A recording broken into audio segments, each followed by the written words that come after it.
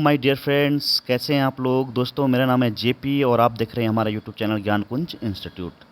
दोस्तों, आज एलडी का एग्ज़ाम हुआ था और इसका जो पार्ट नंबर ए है मेरे प्यारे भाइयों, जिसमें मैथ, रीजनिंग और आपका साइकोलॉजी से संबंधित प्रश्न पूछे गए हैं, तो उनके ऊपर हम चर्चा करेंगे। ठीक है, मतलब चर्चा मतलब उसके आंसर हम आपको देने वाले हैं। ठीक है, तो ये मेरे पास जो पेपर है दोस्तों, ये सेट बी है।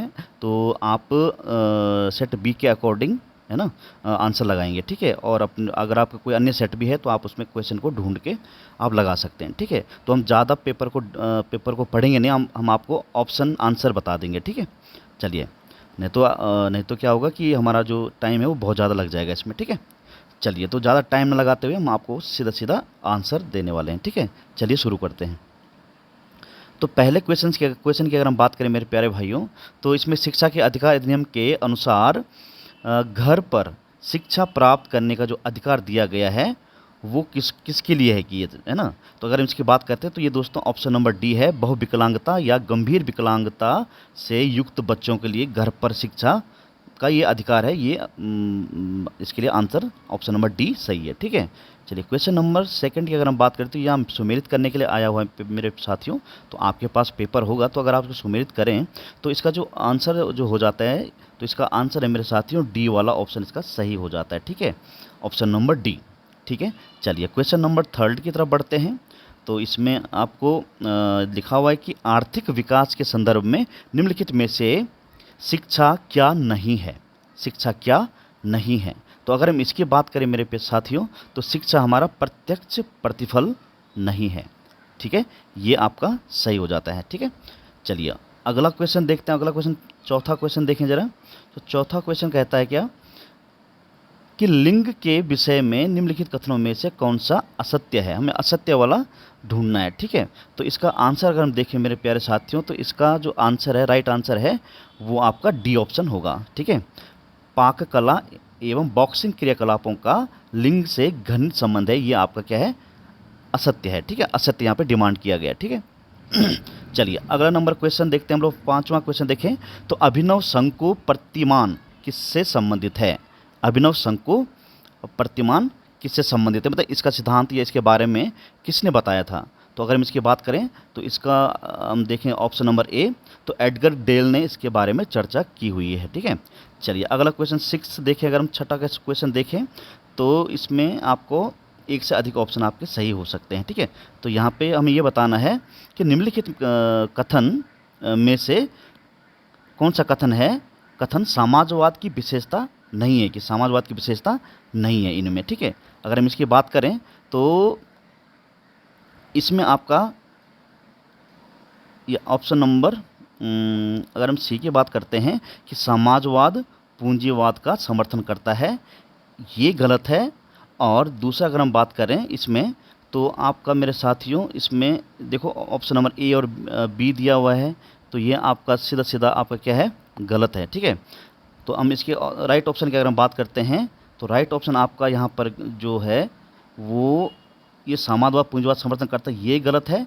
और दूसरा ऑप्शन नंबर ये डी ऑप्शन है, ये समाजवाद में प्रतियोगिता का महत्वपूर्ण स्थान है। तो ये मतलब सी और डी जो हैं ये आपके सीधा सीधा क्या है, विशेषता नहीं बताते। तो ऑप्शन नंबर हम यहाँ देखें अगर, तो सी, ऑप्शन नंबर सी में जो डी कथन दिया गया और सी कथन दिया गया है वो असत्य है। ठीक है, तो ऑप्शन नंबर आंसर की अगर हम बात करें तो ऑप्शन नंबर सी इसका आंसर हो जाएगा। ठीक है, चलिए अब सातवें क्वेश्चन की बात करते हैं। सेवन्थ क्वेश्चन अगर हम बात करें तो इसमें लिखा गया कि भारत की 22 सरकारी भाषाओं में से कौन सी एक शास्त्रीय भाषा के रूप में पहचानी जाती है। ठीक है, तो संस्कृत तो हमारे पहचानी जाती है, लेकिन दो और कौन कौन सी भाषाएं हैं जो शास्त्रीय संगीत के रूप में पहचानी जाती है। तो हमारा ऑप्शन नंबर बी आपका राइट आंसर हो जाएगा। ठीक है, क्या संस्कृत, तमिल और कन्नड़ जो हैं आपकी शास्त्रीय भाषाओं के रूप में इनको स्थान दिया गया। ठीक है, चलिए आठवां क्वेश्चन देखें। अगर हम लोग आठवां क्वेश्चन क्या बोलता है, निम्नलिखित में से कौन सा आयाम गिलफोर्ड का त्रिविमीय मॉडल का आयाम नहीं है। त्रिविमीय उसका मॉडल नहीं है। देखो भाई, संक्रिया का दिया था इसने, विषय वस्तु का भी दिया था, उत्पादन का भी दिया था, लेकिन शाब्दिक के उस बारे में इसने कभी चर्चा नहीं की। तो इसका आंसर आपका क्या हो जाएगा, डी हो जाएगा। आठवीं का आंसर आपका क्या हो जाएगा, डी ऑप्शन हो जाएगा। ठीक है, चलिए शाब्दिक वाला। चलिए 9वें क्वेश्चन की अगर हम बात करते हैं तो बोलता है सरकार द्वारा आश्रम विद्यालयों की स्थापना निम्नलिखित में से किस श्रेणी के बच्चों की शैक्षिक आवश्यकताओं को पूर्ति करने हेतु की गई है। ठीक है, तो अगर हम इसकी 9वें क्वेश्चन की अगर हम बात करते हैं मेरे साथियों, तो इसके लिए आपका अनुसूचित जाति के बच्चों के लिए ये व्यवस्था की गई है। ठीक है, 9वें का आपका ए आपका आंसर हो जाएगा। ठीक है, बहुत सारे लोग जनजाति के लिए बात कर सकते हैं, लेकिन जनजाति वाला इसका ज़्यादा सटीक आंसर नहीं है। जहाँ तक मेरा मानना है ये अनुसूचित जाति के वर्ग के विशेष बच्चों के लिए ये सुविधा दी गई है। ठीक है, चलिए अगला देखते हैं हम लोग। 10वां क्वेश्चन की अगर हम बात करें तो इसमें बोला गया है क्या, 10वें क्वेश्चन की बात करें तो एक अधिगम अक्षमता से युक्त विद्यार्थी आपकी कक्षा में निष्क्रिय है, आप क्या करोगे। ठीक है, 10वें क्वेश्चन की अगर हम बात करें, क्या आप आपका आख्यान सुनने के लिए उसे डांटेंगे या उसे नज़रअंदाज करेंगे, या अपने व्याख्यान को छोटे छोटे पदों में विभाजित करके सरल बनाएंगे, या उसे विशिष्ट विद्यार्थी के विद्यालय में प्रवेश की सलाह देंगे। ये तो नहीं करेंगे आप। हम करेंगे क्या मेरे साथियों, हम क्या करेंगे, हम अपने ऑप्शन नंबर सी की बात करें तो अपने व्याख्यान को छोटे छोटे पदों में विभाजित करके सरल बनाएंगे ताकि उस बच्चे को भी समझ में आ जाए। ठीक है, उसे नज़रअंदाज भी नहीं कर सकते हम लोग, डांटेंगे भी नहीं हम उसको। तो सबसे सटीक जो आंसर है मेरे साथियों सभी ने कर दिया होगा। चलिए आगे बढ़ते हैं। 11वां क्वेश्चन अगर हम बात करें तो 11वां क्वेश्चन क्या बोलता है मेरे प्यारे भाइयों कि निम्नलिखित में से कौन से अनुदेशन के तरीके में अधिगम की धारणा क्षमता सर्वाधिक होती है। अधिगम मतलब वो सीखना। ठीक है, तो इसके बारे में अगर हम बात करें तो इसके लिए जो सटीक ऑप्शन है मेरे प्यारे भाइयों वो है आपका ऑप्शन नंबर डी, दूसरों को पढ़ाना, अधिगम का तात्कालिक उपयोग करना। ठीक है, जो आपने पढ़ा है, जो आपने अधिगम किया, जो भी आपने सीखा है उसका तुरंत उपयोग करो, ये आपके पास होना चाहिए मतलब। ठीक है, चलिए ऑप्शन नंबर इसका डी हो जाएगा। चलिए अगला 11वां क्वेश्चन हो गया। 12वां क्वेश्चन देखें अगर हम लोग तो 12वें क्वेश्चन में अगर हम इसको पढ़ें दोस्तों तो बोलता है यदि आप एक शिक्षक हैं तो आप जीन पियाजे के औपचारिक संक्रियात्मक अवस्था की प्रयुक्त कर किशोर अवस्था के विद्यार्थियों की सहायता कैसे करेंगे। तो इसका हम सीधा अगर आंसर की बात करते हैं मेरे साथियों तो अगर पढ़ने में बहुत सारा टाइम लग जाएगा इसमें। तो इसके लिए आपका पहला विकल्प को अगर हम देखें तो पहला विकल्प, सेकंड और थर्ड इसके लिए राइट आंसर हो जाता है। तो इसके लिए आप आंसर लगाएंगे ए। ठीक है, कौन सा क्वेश्चन है, क्वेश्चन नंबर 12 का आप क्या लगाएंगे, ए आंसर लगाएंगे। ठीक है, चलिए अब 13वें क्वेश्चन पर चलते हैं हम लोग। 13वें क्वेश्चन की अगर हम बात करते हैं तो बोलता है कि निम्नलिखित किताबों में से कौन सी किताब गिजुभाई बधेका ने लिखी है। ठीक है, 13वीं की अगर हम बात करें तो ये आपके देवा स्वप्न द्वारा लिखी गई एक पुस्तक है। ठीक है, ऑप्शन नंबर सी 13 का। चलिए नेक्स्ट क्वेश्चन देखेंगे। ज़्यादा डिस्कस नहीं कर पाएंगे साथियों हम लोग, ठीक है, अन्यथा समय सीमा बढ़ जाएगी। चलिए, तो यहाँ पे सुमेलित करने के लिए आया हुआ है, तो आपने ये भली भांति क्वेश्चन को बार बार देख भी लिया होगा।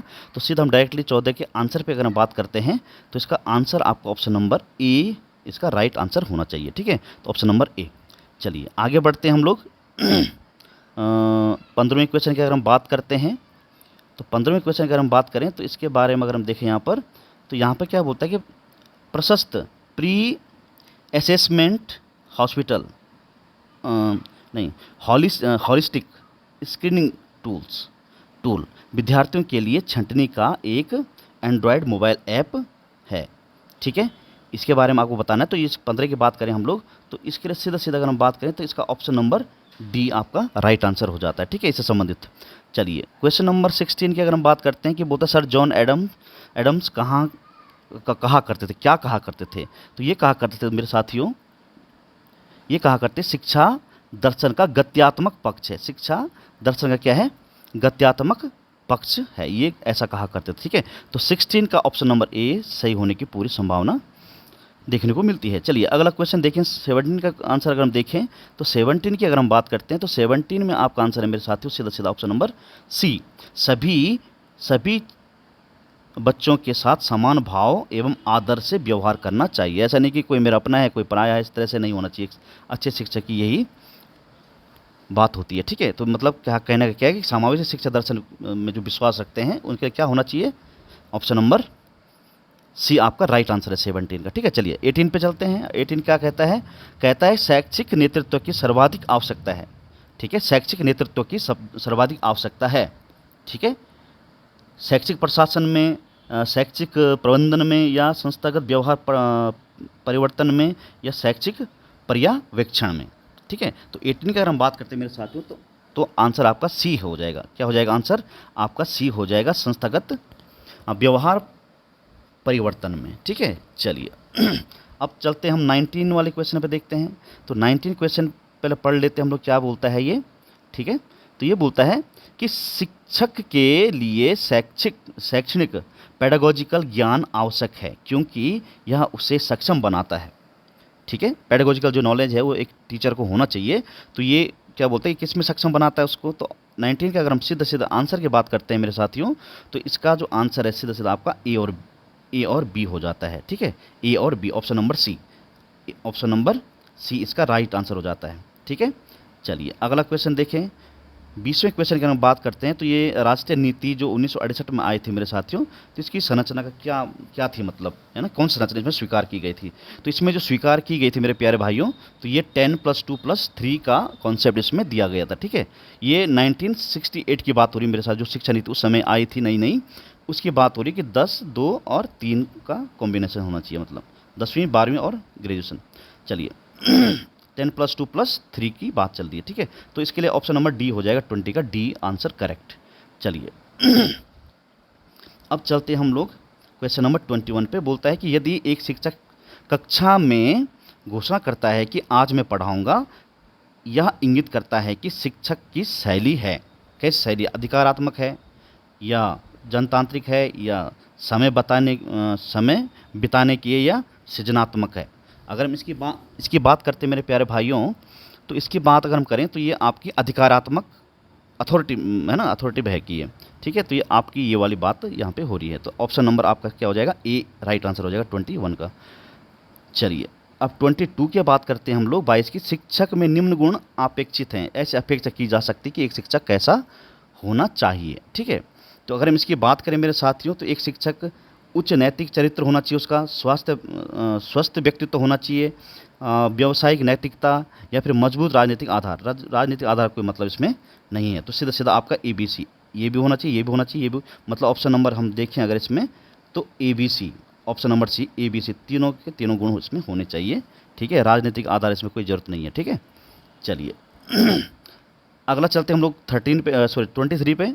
तो 23 की अगर हम बात करें, सीधे आंसर की अगर हम बात करते हैं, तो पहले क्वेश्चन पढ़ ही लेते हैं। विकलांग जन अधिकारिता नियम अधिनियम 2016 के को शिक्षा के किस उद्देश्य की प्राप्ति हेतु पाठ्यक्रम में शामिल किया गया था कि? ठीक है, तो इसका अगर हम बात करते हैं, सीधा आंसर पर अगर हम बात करते हैं, तो इसका आंसर आपका साथियों इसका 23 का सी है। विकलांग व्यक्तियों के अधिकारों के विषय में जागरूकता विकसित करने हेतु, ठीक है, यह अधिनियम 2016 लाया गया था। चलिए अब चलते हैं हम लोग 24 पे। तो 24 की अगर हम बात करते हैं, सीधा इसके बारे में देखें, तो जब सीखने में बालक की कोई प्रगति होती हुई नहीं दिखती है, तो इसे सीखने का पठार कहते हैं। ठीक है, तो इसका निम्न में से कौन सा प्रभावी कारण नहीं है कि? ठीक है, 24 की हम बात करें, कौन सा इसका प्रभावी कारण नहीं है? तो 24 की हम बात करें तो ऑप्शन नंबर सी है इसमें, सीखने के दौरान समयावकाश। ठीक है, सीखने के दौरान समयावकाश, तो इसका कोई कारण नहीं है। ठीक है, चलिए अगला देखें इसका सीधा हम देखें, अगर इस प्रश्न को पढ़ें 25 का, कि केंद्रीय शैक्षिक प्रौद्योगिकी संस्थान CIET के विशिष्ट उद्देश्य हैं। सीधा हम इसका आंसर देखें 25 का, तो 25 का ऑप्शन नंबर आपका यहाँ पर सी रहने वाला आंसर। ठीक है, 25 का सी। चलिए अगला देखें, ये कथन निष्कर्ष दिया गया है मेरे साथियों कि नीचे दिए गए वक्तव्यों को पढ़िए। ठीक है, एक को अभिकथन ए तथा दूसरे को कारण आर कहा गया है। ठीक है, ठीक है, तो इसका हम बात करें, अभिकथन दिया गया कि जिला शैक्षिक और प्रशिक्षण संस्थाएं प्रारंभिक शिक्षा प्रणाली के रूपांतरण के लिए स्थापित की गई थी। ठीक है, ये आपका अभिकथन है, और इसका रीजन, कारण जो बता रहा है, क्या बताता है कि उस समय जिला शैक्षिक प्रशिक्षण संस्थानों को ग्रामीण क्षेत्रों के विद्यालयों की शैक्षिक समस्याओं का पता लगाने का मुख्य कार्य सौंपा गया था कि, तो हमने यहाँ पे सही उत्तर को छांटना है। 26 की अगर हम बात कर रहे हैं तो इसका जो सही आंसर है मेरे साथियों वो हो जाएगा आपका आई थिंक इसका सी होना चाहिए आंसर, ठीक है, सी होना चाहिए, ठीक है। 26 का सी नहीं, सी नहीं, ये इसका बी होना चाहिए आंसर, ठीक है। ए एवं बी दोनों सही हैं, परंतु जो आर है वो ए का स्पष्ट वो नहीं है, रीजन नहीं है, कारण नहीं है, ठीक है, स्पष्ट कारण नहीं है मतलब, तो हो सकता है, तो इसको मैं स्टार में रख देता हूँ, ये हमारे हिसाब से इसका बी होना चाहिए, अदरवाइज आप इसको चेक कर सकते हैं, ठीक है। चलिए अगला देखिए हम लोग 27 क्वेश्चंस को अगर हम बात करते हैं तो 27 में क्या लिखा गया है कि NCERT किस स्तर के शैक्षिक मामलों पर केंद्रित एवं राजकीय सरकारों को सहायता एवं सलाह देती है।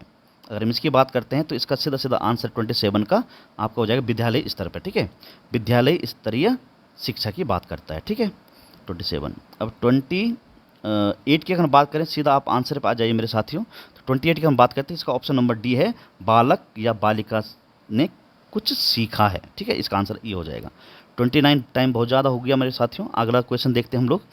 ये कहता है 29 की शिक्षा, विद्यालय शिक्षा के संदर्भ में खाली बर्तन एम्प्टी वेसल रूपक निर्दिष्ट करता है। तो सीधा सीधा 29 का हम आंसर देखें तो सी आपका आंसर हो जाएगा, विद्यार्थियों के मस्तिष्क को नई सूचनाओं से भरना ही आपका ये राइट आंसर हो जाएगा, ठीक है। चलिए अगला देते हैं क्वेश्चन नंबर 30 देखते हैं हम लोग। बोलता है कथन 1 कि परामर्श की अपेक्षा निर्देशन एक व्यापक प्रक्रिया है। कथन नंबर 2 बोलता है कि परामर्श निर्देशन की एक तकनीक है।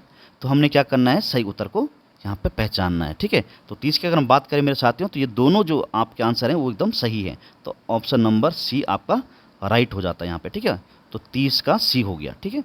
चलते 31 पे, तो इसको हम सॉल्व करेंगे तो बहुत टाइम लग जाएगा मेरे प्यारे भाइयों। तो हमने इसको सीधा सीधा आंसर जो हमने सॉल्व करके लिखा हुआ है वो है मेरे साथियों 30 का आपका सी होना चाहिए, 42 ईयर, ठीक है, 42 ईयर आपका सही होना चाहिए। अगला देखें, ये लिखता है कि तरुण कुमाऊँ किसने प्रकाशित किया। तरुण कुमाऊँ किसने प्रकाशित किया, तरुण कुमाऊँ, ठीक है। तो अगर हम इसकी बात करें तो ये दोस्तों आपका गिरिजाधर नैथानी ने, बैरिस्टर मुकुंदलाल ने, या विक्टर मोहन जोशी, या तारादत्त गैरोला ने। तो इसके 32 की अगर हम बात करते हैं तो ये दोस्तों आंसर इसका है गिरिजादत्त नैथानी, इसका राइट आंसर हो जाता है, ठीक है। चलिए 33 पे चलते हैं। 33 भी ये आपका रीजनिंग का क्वेश्चन है कि यहाँ पे क्या आएगा। तो 33 की अगर हम बात करें मेरे प्यारे भाई, इसका ऑप्शन नंबर डी हमने निकाला हुआ है, ठीक है। तो फिर भी आप चेक कर लेना, वैसे इसका आंसर डी ही आना चाहिए, ठीक है। चलिए अगला क्वेश्चन देखते हैं हम लोग। 34 की अगर हम बात करते हैं, सकल घरेलू उत्पाद दो स्टेट में यहाँ पे दिए गए हैं, ठीक है। तो बोलता है कि सकल घरेलू उत्पाद जीडीपी एक वर्ष की अवधि के दौरान किसी राष्ट्र की सीमा के भीतर उत्पादित सभी अंतिम वस्तुओं और सेवाओं का मूल्य होता है। ये जीडीपी की बात है। और बोलता है जीडीपी, अब कथन 2 बोलता है कि भारत के लिए यह कैलेंडर 1 अप्रैल से 31 मार्च तक है, ठीक है। ये फाइनेंशियल ईयर होता है ये, ठीक है, 1 अप्रैल से शुरू होता है और 31 मार्च तक चलता है। तो ये 34 की अगर हम बात करते हैं तो इसके लिए जो सही आंसर है ये आपके दोनों सही है मुझे लग रहे हैं, ठीक है। तो ये आपका ऑप्शन नंबर सी होना चाहिए इसका आंसर, ठीक है, बोथ आर करेक्ट। चलिए अगर हम 34 की बात करें, कर दी हमने, 35 की बात करते हैं। तो 35 की अगर बात करते हैं तो इसको क्वेश्चन को सॉल्व करना होगा आपको। तो सॉल्व मैंने किया हुआ है, तो अगर हम यहाँ सॉल्व करेंगे तो ज़्यादा टाइम लग जाएगा, है ना। ऑलरेडी हमें 20 मिनट के आसपास हो चुके हैं और क्वेश्चन अभी काफ़ी बचे हुए हैं, ठीक है। तो कभी नेक्स्ट टाइम हम इसको सॉल्व करेंगे। तो 35 की अगर बात करते हैं मेरे साथियों, 35 का आपका जो आंसर होना चाहिए वो होना चाहिए आपका सी, 456 होना चाहिए आपका। कितना होना चाहिए, 456 आपका सही आंसर होना चाहिए यहाँ पर, सी ऑप्शन। चलिए नेक्स्ट क्वेश्चन पे चलते हैं। तो 36वां क्वेश्चन बोलता है कि सदावृत शब्द उत्तराखंड के किन मंदिरों से संबंधित है ना। तो आप सभी जानते हैं कि मनसा देवी और चंडी देवी के बारे में ये बताता है, ठीक है। तो आपको 36 का अगर आंसर देखना है तो option number B, Mansa Devi और चंडी देवी से संबंधित है कौन, सदावृत जो शब्द है ये इनके लिए ऑप्शन नंबर बी हो जाएगा। चलिए अगला देखते हैं हम लोग। कहता है उत्तराखंड से संबंधित क्वेश्चन पूछा गया फिर से कि उत्तराखंड में आपदा प्रबंधन का प्रथम अभिनव प्रयास करने का श्रेय निम्नलिखित में से किस कमिश्नर को जाता है। कौन सा ऐसा कमिश्नर था जिसने आपदा प्रबंधन में बहुत सारे कार्य किए थे। तो अगर हम बात करें तो यहाँ पे 37 की अगर हम बात करें तो हेनरी रैमजे जो थे उन्होंने काफ़ी अच्छे काम किए थे। तो ये ऑप्शन नंबर सी आपका सही होना चाहिए। ठीक है, तो 37 का आंसर हो जाएगा आपका सी। चलिए अब चलते हैं 38 की ओर। तो 38 की ओर हम चलें तो इसके सीधा आंसर पे अगर बात करें 38 का, तो 38 का सीधा आंसर आपका हो जाएगा ओनली कथन ए राइट है। ठीक है, चलिए 38 का ए ऑप्शन हो जाएगा। 39 की अगर हम बात करते हैं तो 39 का आपका आंसर आ जाना चाहिए आपका 5 साल। ठीक है, इसमें कोई गलती गुंजाइश नहीं, 5 साल इसका सही आंसर है। चलिए अगला क्वेश्चन देखते हैं। इसको कूटनी आपने सूची में मिलान किया होगा इसका। तो 40 की अगर हम बात करते हैं तो 40 के लिए जो राइट आंसर है मेरे साथियों वो है आपका कौन सा, ऑप्शन नंबर बी करेक्ट होना चाहिए। ठीक है, ऑप्शन नंबर बी करेक्ट। तो ये जो मिलान वाले क्वेश्चन होते हैं मेरे साथ, अगर 2 आपको आ जाते हैं 3 आ जाते हैं तो आप फिर भी आंसर लगा सकते हैं। ठीक है, चलिए अगला क्वेश्चन देखते हैं हम 41 की अगर हम बात करते हैं तो 41 की अगर हम बात करें तो ये आपका क्या कहते हैं सेटिंग अरेंजमेंट्स आया हुआ क्वेश्चन है। ठीक है, तो इसको आप अरेंजमेंट करेंगे तो इसके लिए जो बोलता है कि गलत आंसर क्या है, मतलब निम्न में कौन सा संभव नहीं है कि, तो इसके लिए आपका होना चाहिए आपका आंसर सी। ठीक है, इसके लिए आपका 41 का आंसर होना चाहिए सी। ठीक है, करेक्ट आंसर है। अगले अगले देखें क्वेश्चन अगर 42 की बात करें तो 42 के सीधा आंसर पे हम बात करेंगे तो 42 का आंसर आपको होना चाहिए सीधा सीधा 2 3 4, ऑप्शन नंबर डी करेक्ट।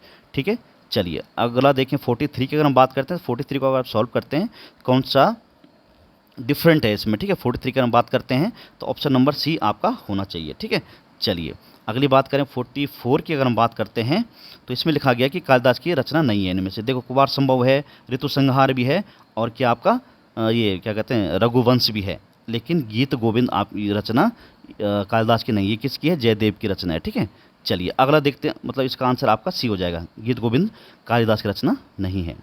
चलिए 45 की बात करते हैं तो बोलता है कि मिनिमम आपको रेखाखंड बताने और मैक्सिमम मतलब न्यूनतम और अधिकतम रेखाखंडों की संख्या आपको बतानी है।